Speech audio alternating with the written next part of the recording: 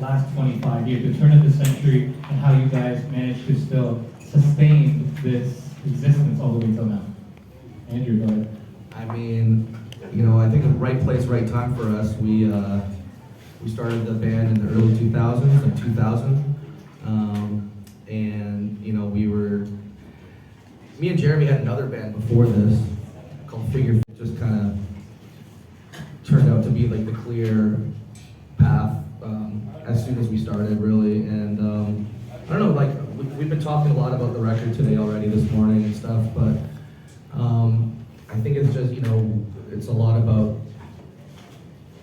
it's charged up, energetic music, and I think that some of the lyrics can relate to people, and we talk a lot about obstacles and overcoming obstacles, and I think that's something that your brand is all about, and probably one of the main themes of the band. I don't know. Yeah, and why did you choose to? I mean, obviously, the second album very iconic for you guys. Is that why you?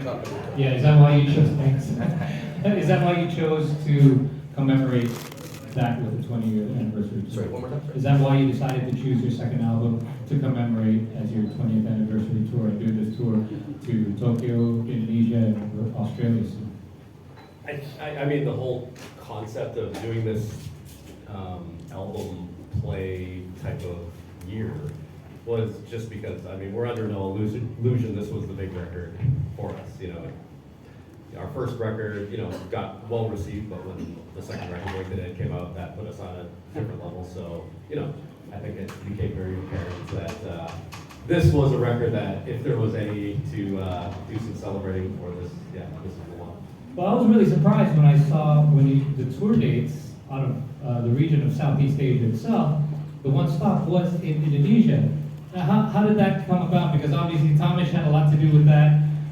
Tomish had been talking to me about this for I had nothing to do. Tomish had been talking to me about this for quite some time, since last year. He says, I have this idea. I want to do like this hardcore show. I was checking if I was crazy or not to throw a punk rock show, and I needed validations from my friends also, And again, I was like, no, that would be really cool. It'd be kind of something really different. He's like, yeah, but is it too different? And how would it work? So I didn't talk to him for a little while. Next thing you know, he's like, okay, it's happening. So Yeah. how did this happen? Yeah, so me and Tomish have been in touch for quite a while, maybe almost 2 years. We've been talking, a year and a half, 2 years, and it first started with the clothing collaboration. He wanted to do something with us, and then this would be happening without the anniversary. It's not all about the anniversary, but we were able to go to Tokyo, and this whole thing started last February, the anniversary year,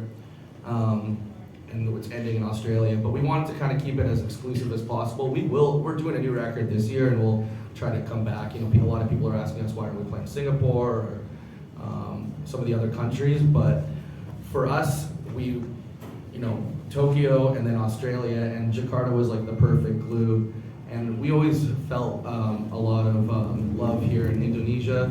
Again, like Hammer Sonic was crazy for us, and all the shows that we've played here over I think it's 3 to 5 times we've been here.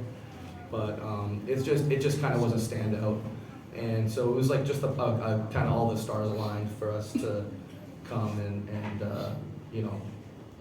do something a little different with you. Yeah.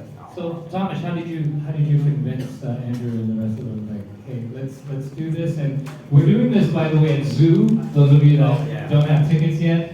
How did this idea come about, and how did you guys eventually make it happen? Okay, so long story short, for those who don't know the brand Ageless Galaxy, and just a small rain check, I started this brand out of the headspace of survival.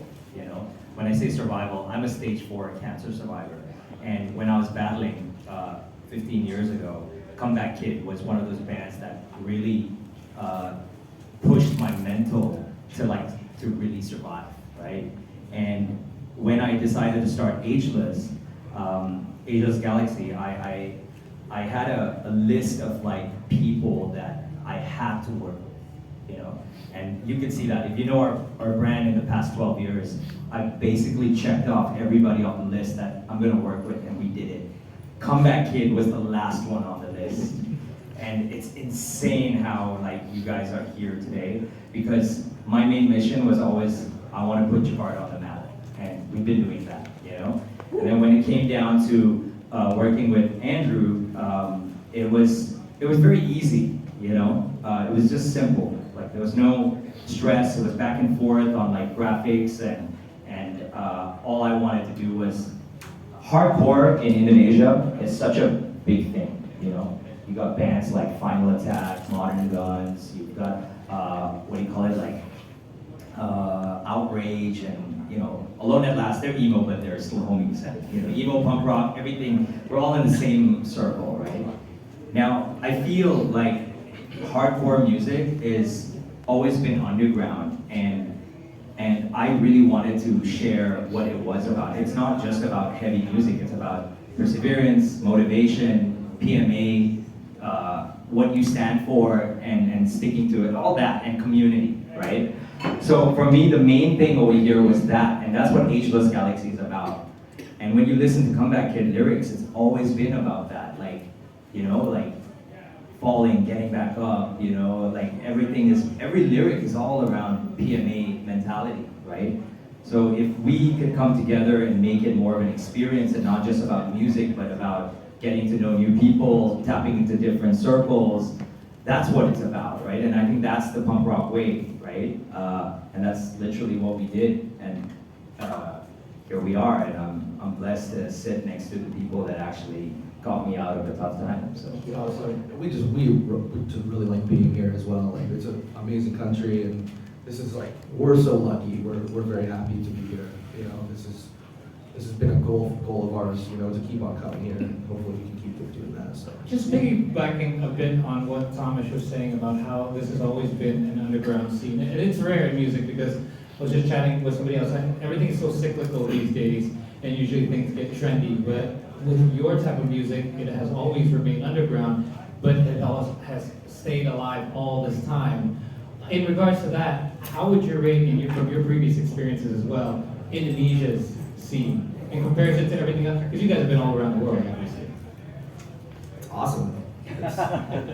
People go off crazy here. I think tomorrow will be crazy. very intimate show. We like crazy, like, so. No I don't- barricades. Yeah, and like, I think you were saying to me yesterday, like, if the crowd goes too crazy, like, do you mind like telling them to like maybe? And I was like, I don't know. And then I said, all right, whatever, fuck it, you know, like. So There's a lot of passion here, bro. So. Okay, so you kind of feel that energy. Fans reach out to you guys like via social media and stuff like that from here. Yeah. So, Come to Jakarta. you get that a lot, requests to come in. Okay, so in regards to the venue itself, I don't know if Thomas has given you kind of heads up. It will- I took him there last night. Okay. I was like, I needed to validate, like, are we doing it in the right place? Right. And then I took him there, and then I think Andrew gave me his blessing. We It was loved like, it, we're yeah. gonna- Really? Okay. This is gonna be the first time anything like that, even close to that, has ever been done in this venue. Perfect. Yeah? Looking forward I to mean, it? we play everywhere. Like, Okay. I mean, I'm sure a bunch of you saw us like at Hammer Sonic, where you know we're playing a festival, Slipknot, and there's a barricade. That's not where we feel at home. But you know, it's good to do those because you know you can plant the seed in a lot of people's minds. They've never seen a hardcore band before, so you know this it might start something for them. But where we're at home is just like in a vibe. Like it's not necessarily what the venue looks like, this, that, and the other. Of course, having everything perfect in a certain way is awesome. But at the end of the day, like Comeback is a vibe kind of band, and I think Jakarta seems a vibe kind of Right. mentality. So it doesn't matter where it is, it'll be awesome. And I think the beauty of this is like punk rock has always been like anti-corporate society, and SGBD is the mecca. It's very ironic. and SGBD is like really like your 9 to 5, like you go to the banks, the stock exchanges there, like, and you're throwing a punk show in the middle of that. It doesn't get any more punk rock than that. It's like if you're in Toronto and you did it on Bay Street, like a big popular club on Bay Street, Totally. or Wall Street in New York. Right? Yeah, so that, and also there's the stage is not that high. The stage is like this high. So I was telling him, I kept giving him brace yourself. I'm reminding you, it's not like all your other events. So I can keep reminding, you know? And then I said, look, the closest it's gonna be is the Wake the Dead video. If you remember the video, right? Like everyone's in a circle, like there's literally you on the guitar back then, and I was just like, I think that's what it's gonna look like. Except now we have LED screens and all that other shit, so. And Doritos. And Doritos. All right, we do have a lot of friends from the media here, so I don't want to take up Just want to no chill. Oasis Park It's style, like, got yeah. inner pockets as well. It's your beater. It's your beater for daily, right? And then we also put a lot of effort into these chinos. Very simple. It's what Paul's wearing. When you fold the seams, we added reflective. You know, so if you're a commuter, you're riding, you're skating, you're in the pit or whatever, somebody takes a photo, that thing is gonna flash. You know, and it's just good for production, but keeping it very simple and lightweight, I guess. And then, of course, we have a hoodie. And the last thing is, we got some running hats, if you see over Yeah, there. Now, the reason what I was making, which is now today, Ageless Galaxy, is a final year school project. This is I found out I had cancer, you know? So my past self was already listening to this band and took that lyric, and that's where I came up with, it's on the door, it's like, live to strive, strive to live. So it was spawned out of the lyric from that song. And Wake the Dead is like literally like rise from the grave or the ashes or whatever, right? And I think that really stuck with me, and I just felt like the universe was just throwing things in line. The stars were really just falling in line, you know? I didn't tell you this part, but like, yeah, so that's, Yeah. And then, so all of that came together, and here we are, you know? So that song was, as much as everyone knows that song, but that song was the one that really hit me when I was battling cancer and survived it. So I had to do it. So this had to happen. So you had to be here to ask me that. So the universe plotted the path. We're living the simulation. Maybe you can also